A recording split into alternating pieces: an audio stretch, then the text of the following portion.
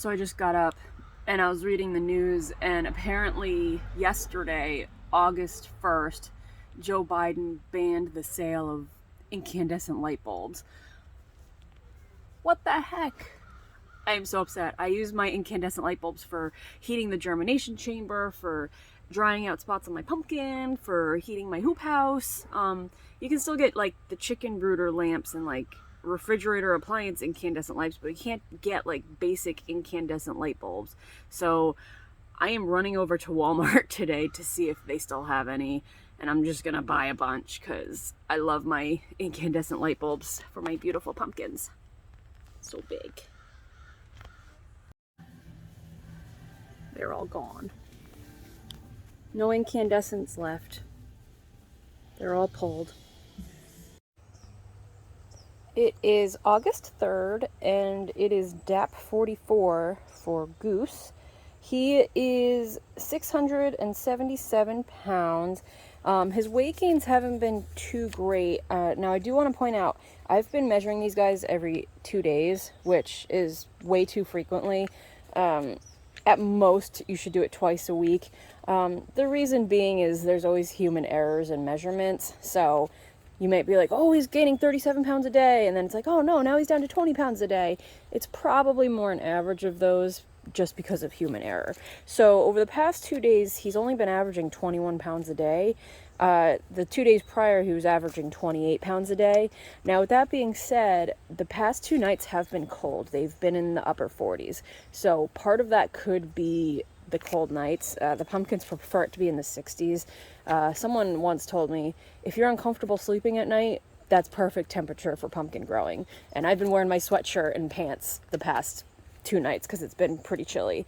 So I think the cold weather has put a little hindrance on the growth, but hey, we still have a lot of time left, and we're gonna keep chugging along. Again, Goose is the one with the smaller plant, but you know, he is bigger than Snoop Gourd because he got a head start. So there's always a balance between, you know, do you pollinate earlier so you have more time to grow, or do you pollinate later and hope it catches up? So we'll go to Snoop Gourd and see where that's at.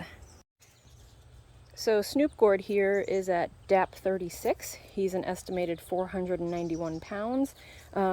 Same with Goose. He's only been doing 21 pounds the past 2 days, and he has a much bigger plant behind him.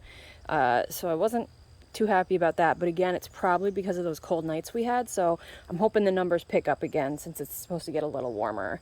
The 2 days prior to that, he was doing 31 pounds a day.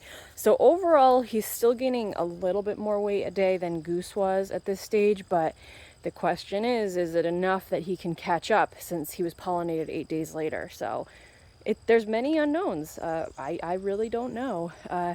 You know, anytime there's a drop-off in weight, you have to wonder, you know, is there a disease going on in my plants? Because that's happened to me in the past as well. But so far, my plants are looking pretty darn good. No signs of rot or fungal disease at this point. I still have to weed this plant, so I'll make sure there's no squash vine borer damage. But honestly, I think it's just the cold that set it back a little bit. So we'll keep an eye on things.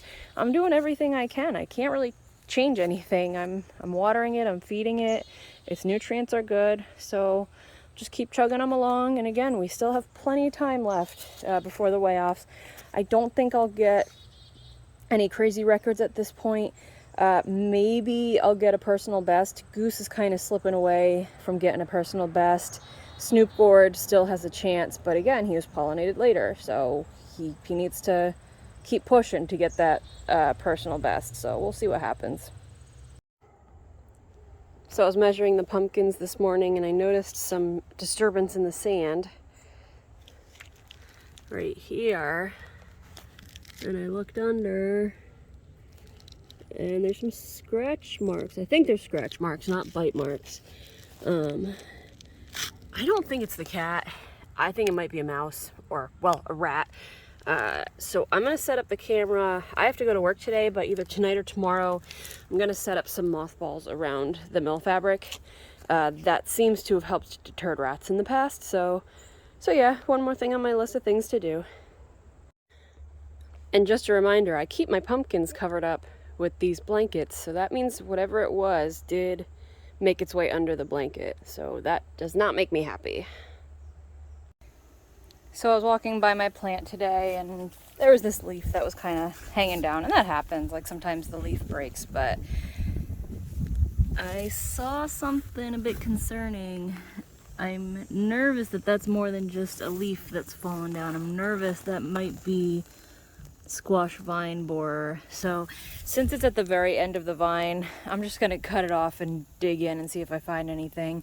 I did take the pot off and it's a little wet, but I don't know what that is. We'll have to see. Good news, I just dissected the vine and even dissected up the leaf, and I did not see any squash vine borer larvae. So most likely what happened is this leaf probably just bent and cracked, and then sometimes water will get in here and it probably just rotted. I'll take one rotted leaf over squash vine borer, because if there's one squash vine borer, there's more squash vine borers. But I am gonna weed, because I am very behind on weeding, and when I weed I'll get a closer look at the vines and I'll really be able to see if there's any squash vine borer activity. It's a little nerve-wracking, I'm not gonna lie. So I'm a bit overwhelmed by this weeding project that I have to do, so I decided I'm just going to do it in small little bits and pieces. I'm going to start with Goose because his plant is ridiculously small, so I'm going to start with this tiny little area right here. So we're going to start here and then go from there. This area is actually the worst. I mean, the weed burden is just awful. So they're robbing nutrients from the plant, they're holding in moisture and putting the vines at risk for rot. So we're going to take care of all this right now and go from there, step by step. So I made some progress weeding. I initially started by doing OCD weeding, and I got every single weed pulled up. And then I realized it was 5:30 at night and I barely made any progress. So then I switched to speed weeding. So definitely not perfect, but I got a lot of the big stuff out. So I think what I'm going to do tomorrow is speed weed the rest of the patch, and then I'll feel less pressured to do all this little stuff, and I'll just pick at this little stuff one by one. But I definitely made progress, and yeah, looking good.